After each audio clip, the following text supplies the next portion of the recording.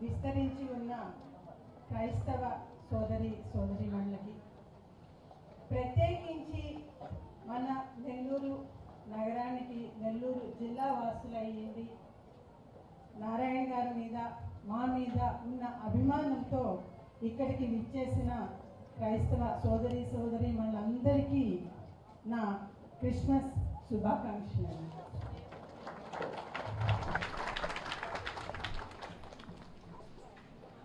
ఇక్కడికి ఒక మహిళా నాయకురాలుగా, మంత్రి నారాయణ గారి భార్యగా ఇక్కడికి వచ్చింది కేవలం క్రిస్మస్ వేడుకల్ని సెలబ్రేట్ చేసుకోవటానికి మాత్రమే కాదండి, మనందరినీ కలిపే ఆ క్రీస్తు ప్రేమని పంచుకోవటానికి నేను ఇక్కడికి రావటం జరిగింది.